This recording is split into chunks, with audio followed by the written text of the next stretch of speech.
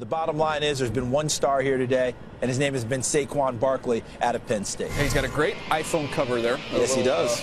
For the phone. But look what he did on the bench. That's where he started his week. That's where he made his opening argument, his opening statement. Then today, comes out there, jumps 41 inches, and then you get on the line and run the 40. Oh, no big deal. Just going to rip off a 4.4 flat. So he was phenomenal in the testing portion. I thought the workout, Charles, even better than when he tested. Yeah, and that's what's amazing about all of this is that he came in, and Daniel Jeremiah, as a scout, you would have already had a high grade on him. You would have looked at the tape. You would have said maybe the best player in the draft, probably the best player in the draft.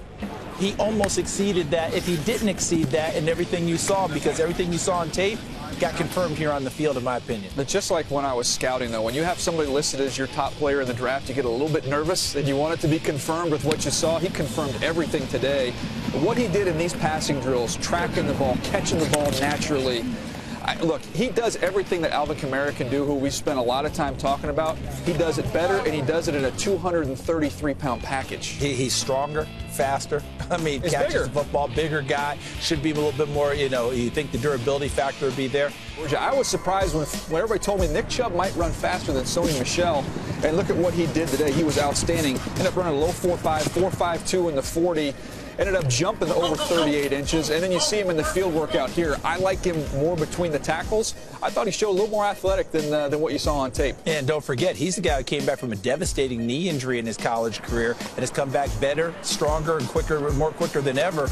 And as you noted, able to do more things than maybe you thought, maybe a little bit more elusive than maybe he would have showed while he was at the University of Georgia. Look at him tracking that football down. Yeah, did a nice job in the workout today. I've compared him to Jonathan Stewart. I don't think he has quite the same juice as Jonathan Stewart. Come out of Oregon, man, he's a good football player. Well, speaking of juice, how about a guy named Darius Guice, who went well over 200 yards twice 2 seasons ago, and now he can run inside as well. Yeah, look at what he did running a 4.49 40. Carried his weight well, and I thought was just real smooth and fluid throughout all the drills. Watch him go through the bags here.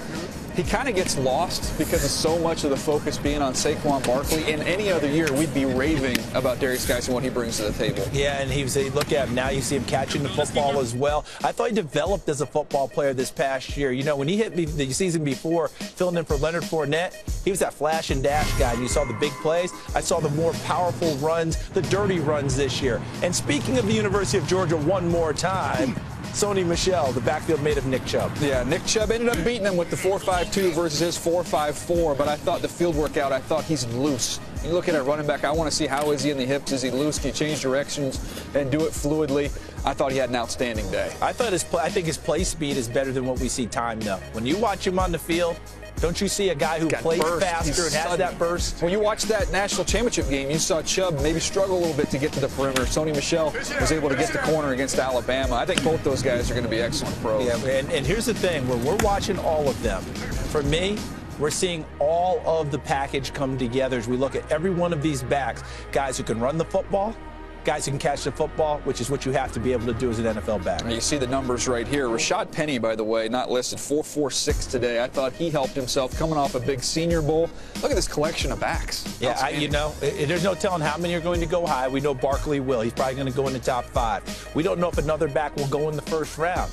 But once that run starts, you've got a lot of running backs to choose from. The running back renaissance, to me, is real.